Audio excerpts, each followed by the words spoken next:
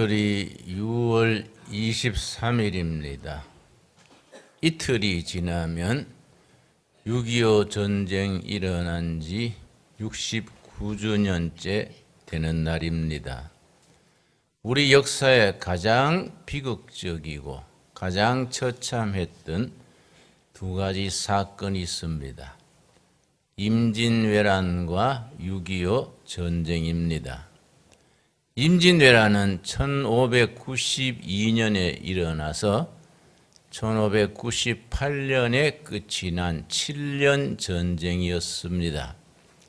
7년 동안 그 외적의 침입으로 조선반도가 초죽음이 됐었습니다.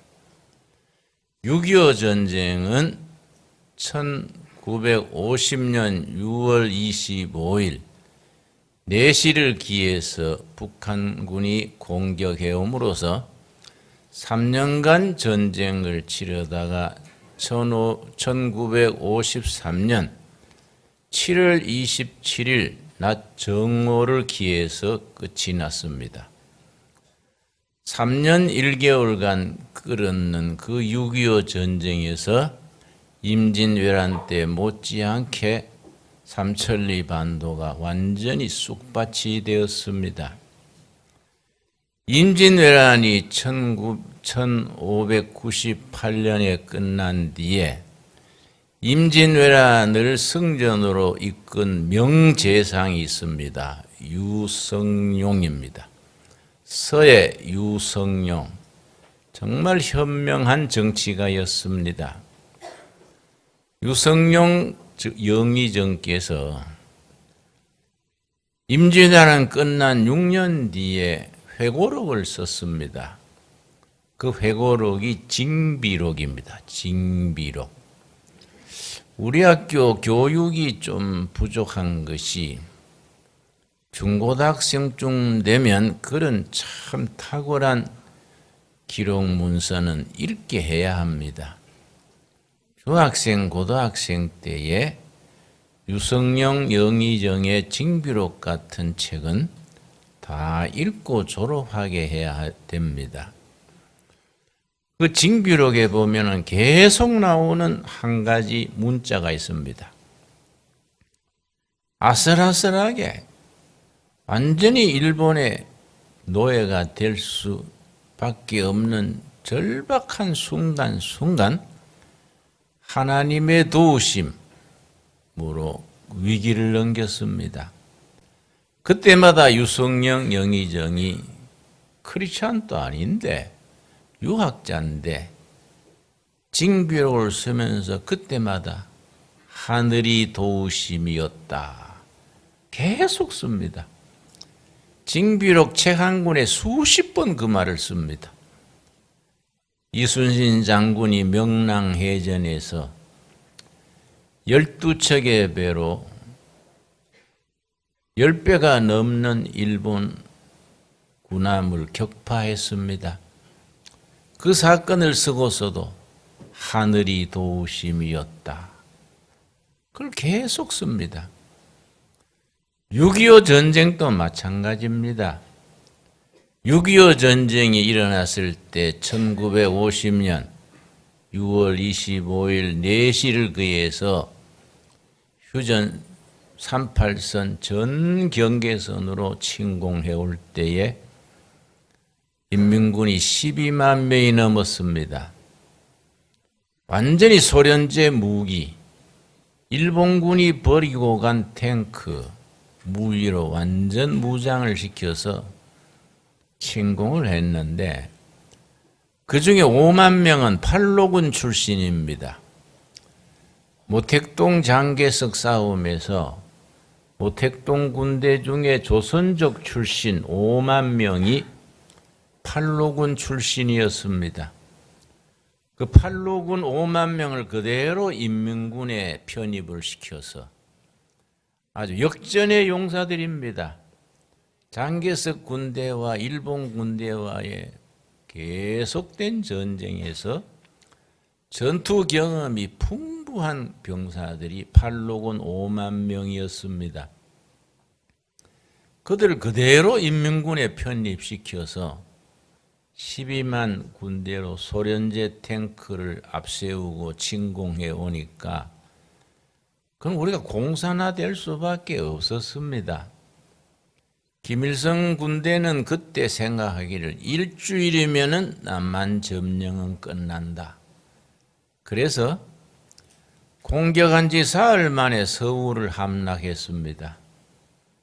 한 달 만에 낙동강 전선까지 밀고 들어갔습니다.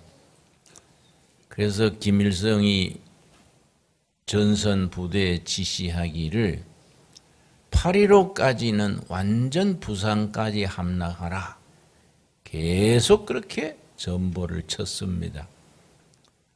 공산화될 수밖에 없는 그런 전쟁이었습니다.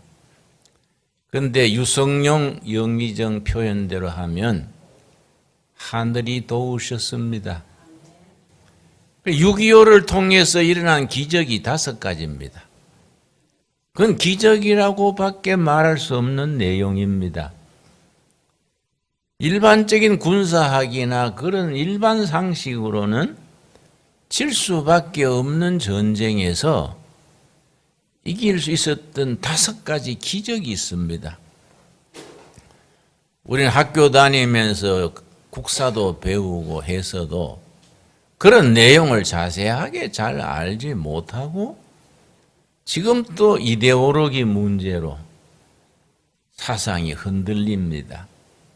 역사 교육을 제대로 시켜야 합니다. 첫째 기적이 뭐이냐?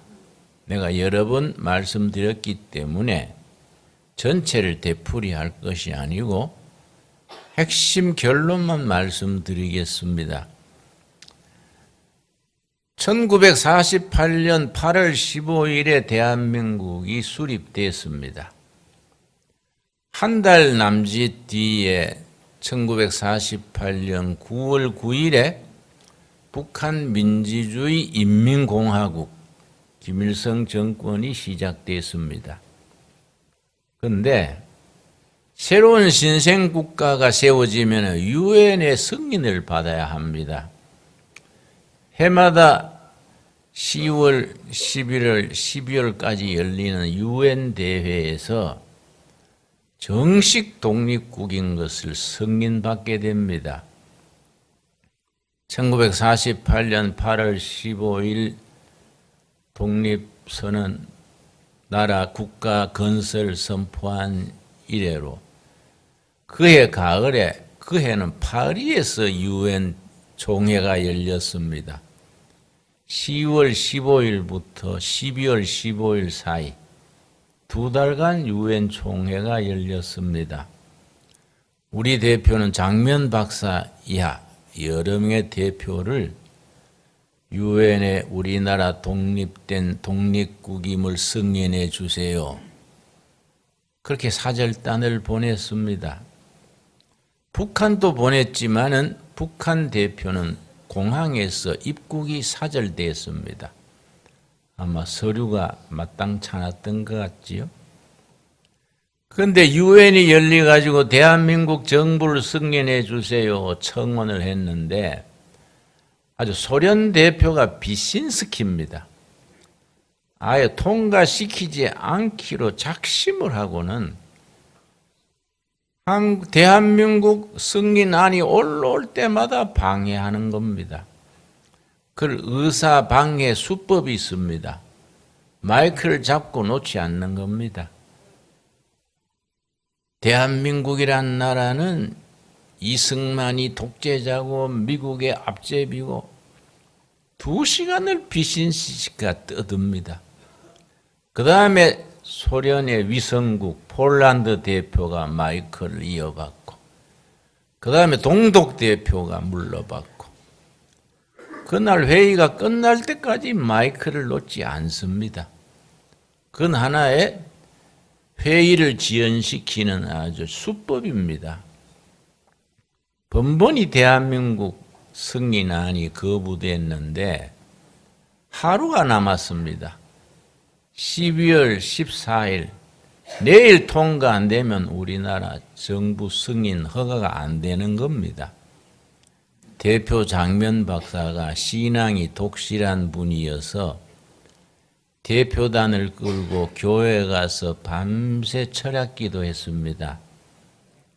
역사를 주관하시는 하나님, 대한민국을 승인토록 유엔 대표들을 감동시켜 주시옵소서. 철학 기도했습니다.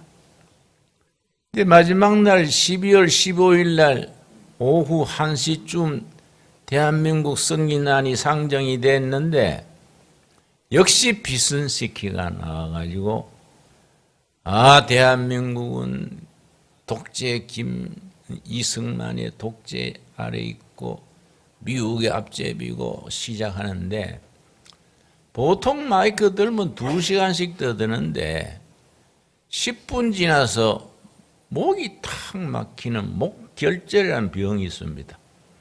숨쉬기가 거북해지고 목소리가 안 나오는 겁니다. 딱 10분 지나서 그러니까 갑자기 응급실에 앰뷸런스에 실어서 병원에 가고 다음 타자 폴란드 대표가 비슨스키가 2시간 할 줄 알고 밖에서 커피 마시고 놀고 있었습니다. 어떻게 된지도 모르고 놀고 있는데 비슨스키는 병원에 가고 사회자가 물었습니다. 다음 발언 없습니까? 조용하니까 그럼 포결을 하겠습니다. 포결에서 47대 8로 대한민국이 승인됐습니다. 이게 왜 중요하냐? 그 중요한 것을 알아야 됩니다. 그냥 유엔에 승인 받았다 그걸로 끝난 게 아니고 그때부터 딱 1년 6개월 뒤에 북한군이 남침을 하니까 유엔이 정식으로 승인한 나라를 불법 집단이 침공을 해? 이거는 유엔의 자존심 문제다. 이거는 유엔이 막아야 된다. 그래서 1년 뒤에 6.25 전쟁에 유엔군이 참여해서 군대를 파병한 나라가 16나라입니다. 물자를 보낸 나라는 47나라입니다. 그래서 공산군 막는 것이 우리 국군과 미군, 유엔군이 공산화를 막았습니다. 아무리 생각해봐도 그날 그 비슨스키가 왜 목이 고장 납니까? 하나님이 도우신 줄로 믿습니다. 그 징비록에 유성룡 영의정이 계속해서 고비고기마다 하늘이 도우셨다.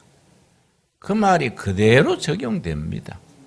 그런데 유엔군이 파병을 하려면은 유엔 안전보장 이사회가 있습니다. 그 여러 나라가 있는데 상임 이사국 5나라가 있습니다. 미국, 소련, 중국, 영국 이렇게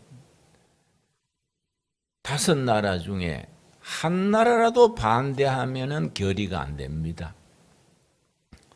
소련 대표가 당연히 반대하지 않겠습니까?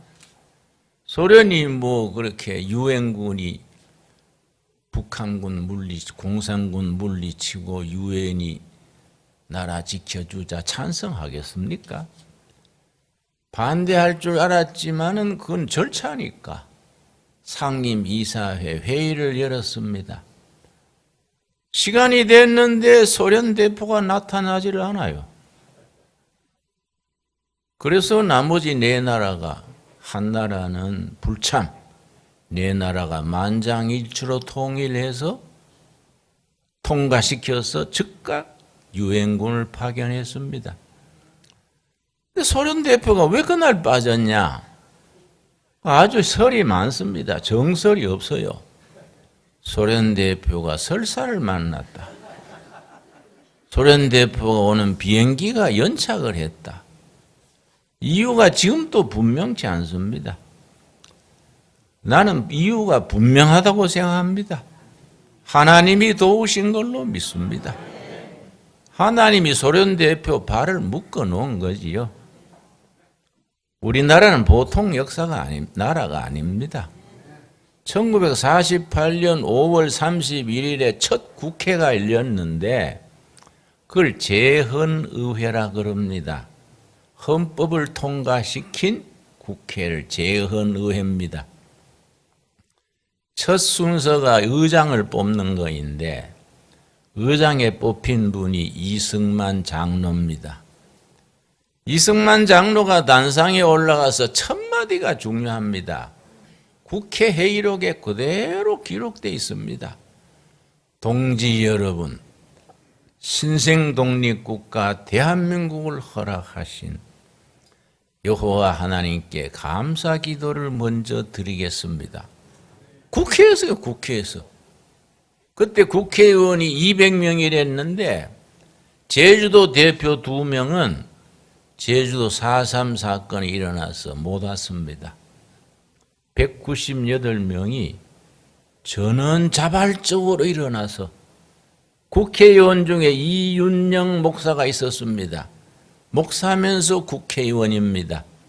서울 중구 출신 국회의원인데 이범석 장군의 사위입니다. 이분이 독립운동도 했고 국회의원이고 목사입니다. 이승만 장로께서 이윤영 동지께서 단상에 올라와서 감사기도 드리겠습니다. 그때 이윤영 그 목사가 감사기도 드리는 전문이 국회 회의록에 적혀 있습니다. 내가 오늘 그걸 한 장씩 프린트해서 와서 돌려드리려 했는데 어디든지 잘 못 찾아서 그냥 왔습니다마는 내용이 아주 참 진실한 기도입니다.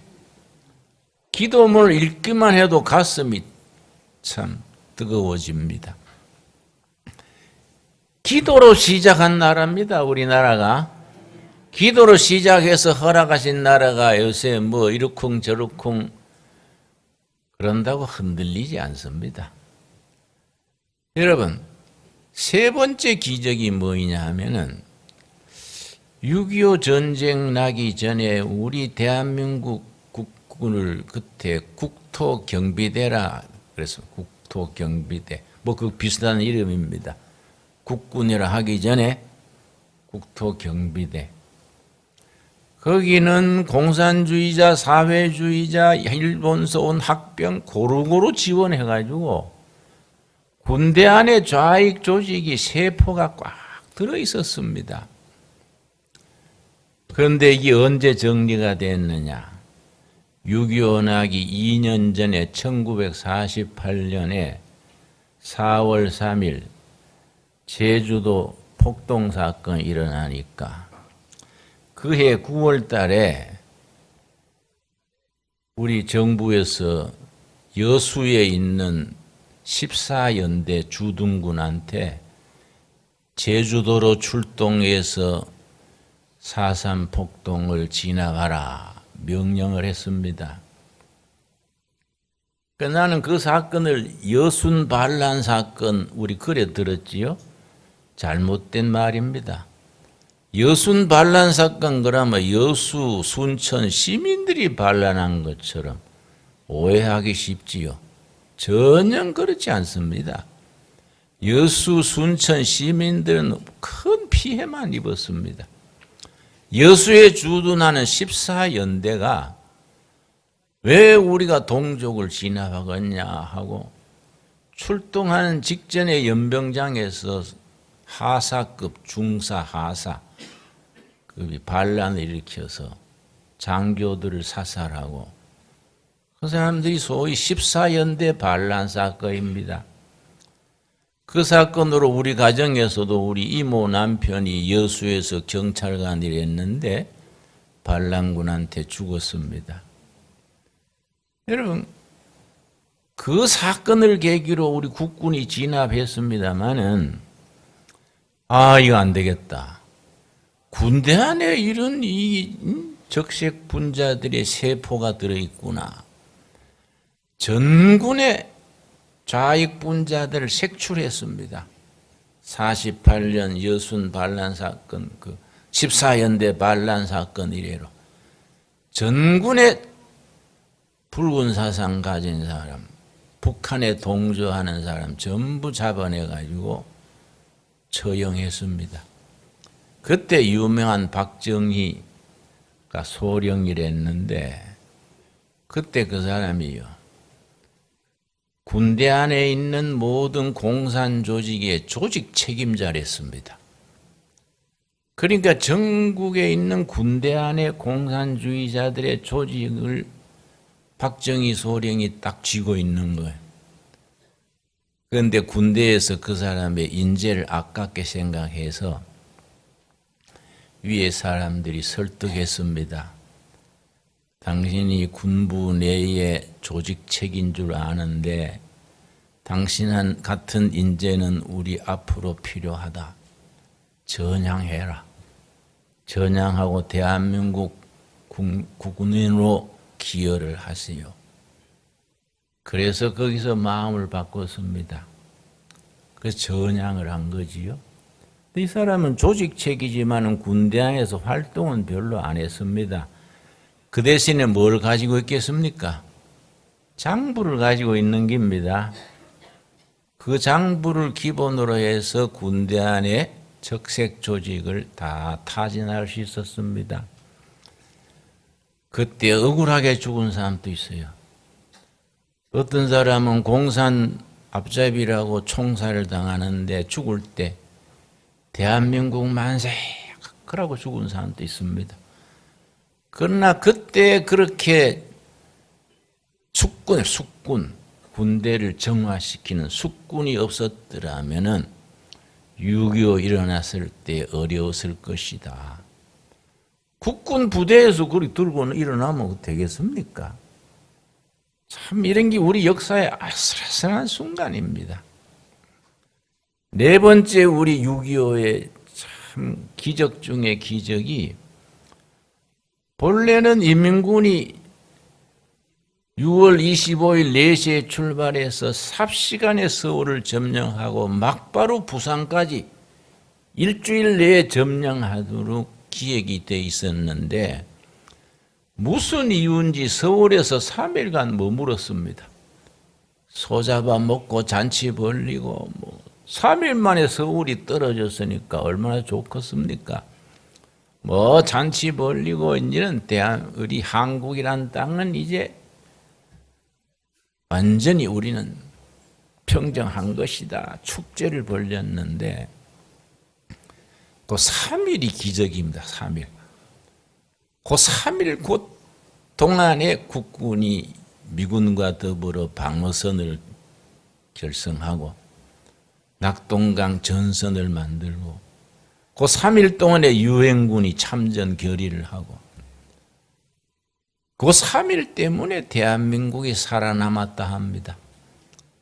만일 그때 서울에 3일 허송세월하지 않고 막바로 밀고 내려갔으면 대한민국은 지금 공산국가가 됐겠지요.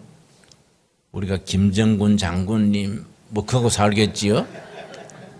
참 그 역사의 그 학자들이 아무리 뒤져봐도 이유가 나오지 않는 이유입니다. 다섯 번째 기적이 그 유명한 인천 상륙작전입니다. 9월 15일이 인천 상륙작전이 일어난 날인데요. 이민군이 낙동강 전선까지 밀고 나가가지고 김일성이 서울에 내려와가지고 계속 독려하기를 8.15까지는 완전히 부산까지 함락시켜라. 아주 진두지휘했습니다. 아주 나라의 운명이 참 바람 앞에 등불 같을 때입니다. 메가더 장군이 이승만 대통령에게 건의하기를 안 되겠습니다. 임시정부를 제주도나 오사카로 옮기세요. 이승만 대통령이 뭐라 했냐면 내가 지인의 앞바다에 빠져 죽을지언정 지인에서 물러나지 않겠노라. 그래서 지인에서 인민군 포소를 들으면서 예배 드렸습니다. 그 첫 예배에 성가대 나운영 그 교수가 지휘를 했지요. 밤새 고민하기를 이 나라 장례가 바람 앞에 등불 같은 때에 이 예배 무슨 곡을 찬양을 부를까? 밤새 고민하다가 자기가 작사를 했습니다. 요한복음 23장, 요한복음 아니죠. 시편 23편. 여호와는 나의 목자시니. 그걸 작곡을 해가지고 그 다음날 찬양대가 찬양하기 전에 나운영 지휘자가 뒤로 돌아서서 청중을 향해서 설명했습니다. 대통령 각하 네 분, 성도 여러분, 어제 저녁에 이 뜻깊은 예배에 무슨 찬양을 할까 고민하다가 내가 작사를 했습니다. 여호와께서 이 나라의 목자가 되시고 푸른 풀밭으로 시은 물가로 인도해 주시기를 기도하면서 작사했습니다. 그렇게 설명을 하고 성가들 불렀는데 나운영 지휘자가 울면서 지휘했습니다. 성가대 대원들이 운운하고 찬송이 잘 안 됐어요. 대통령으로부터 모든 교인이 그 자리에서 아주 울면서 예배 받습니다.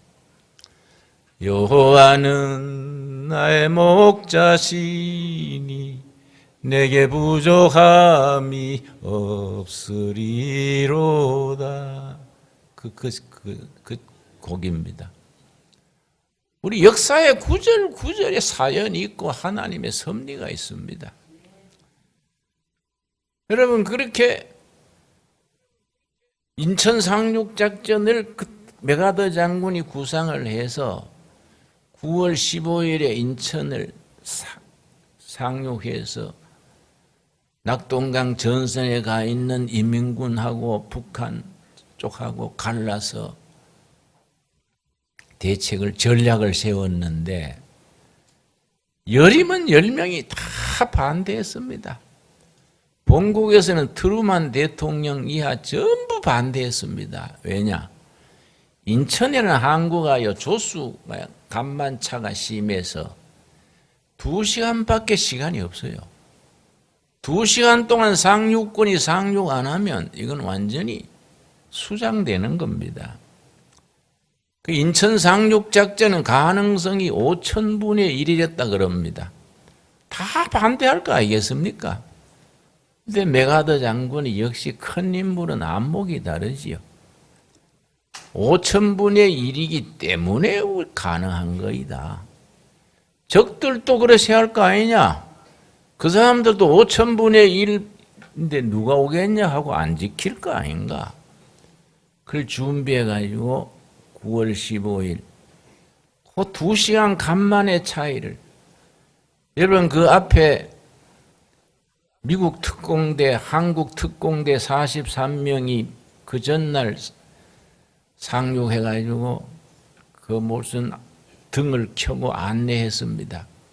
그 특공대 활약을 세웠던 영화 보셨습니까?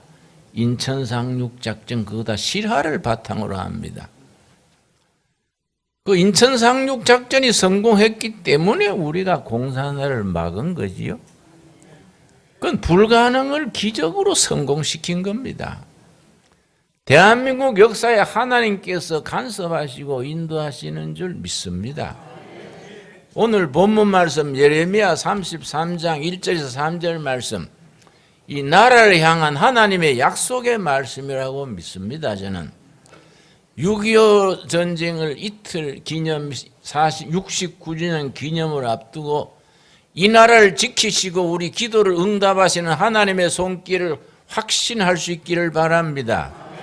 33장 1절, 예레미야가 아직 시위대 뜰에 갇혀 있을 때에 여호와의 말씀이 그에게 두 번째로 임하니라 이르시되, 애국자 예레미야가 나라 위에 주장하다가 어리석은 지도자들의 흉계로 감옥에 갇혔습니다.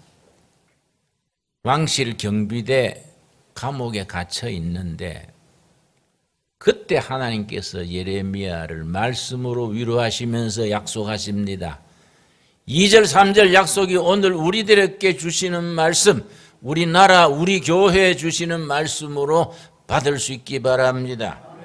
일을 행하시는 여호와, 그것을 만들며 성취하시는 여호와, 일을 행하시는 여호와, 역사 속에서 사건과 사건 속에서 행동하시는 여호와, 그 말입니다. 사건과 사건 역사 현장에서 액션하시는 여호와, 액션하시는 여호와. 여러분, 법당에 부처님 모시듯이 성당에 모셔서 대접받는 하나님은 없습니다. 성경에 그런 하나님은 없습니다. 우리들의 삶의 현장에서 역사의 사건 속에서 세종로 복판에서 저 백성들이 살아가는 삶의 현장에서 액션하시는, 행동하시는 하나님이 우리가 믿는 하나님입니다. 6.25 전쟁 나서 나라가 거들나게 됐을 때 5가지 기적을 일으켜서 이 나라를 지켜주시는 하나님께서 지금 또 이 나라의 현장에 역사하실 줄로 믿습니다. 이 일을 행하시는 여호와, 사건 속에서 액션하시는 여호와, 이것을 만들며 성취하시는 여호와, 역사를 만들고 하나님의 뜻을 한반도에서 남한과 북한에서 이를 성취시키는 여호와께서 오늘 우리들에게 주시는 말씀입니다. 3절 말씀 우리 한번 같이 읽겠습니다. 너는 내게 부르짖어라, 내가 너게 응답하겠고 너가 알지 못하는 크고 은밀한 일을 너게 보이리라. 여러분, 성령께서 오늘 우리에게 말씀하십니다. 너희는 부르짖어라, 내가 응답하겠다. 여러분, 우리 성도들이 지금 해야 될 때는 부르짖을 때입니다. 살아계신 하나님, 행동하시는 하나님, 사건을 일으키시는 하나님을 향해서 부르짖어야 합니다. 너희는 내게 부르짖어라, 내가 응답하겠고 지금 너희가 기대하지 못하고 상상하지 못하고 꿈꾸지 못하고 예측하지 못하는 크고 위대한 미래를 너희들에게 보여줄 것이다. 아멘 하십니까? 우리는 기도해야 됩니다.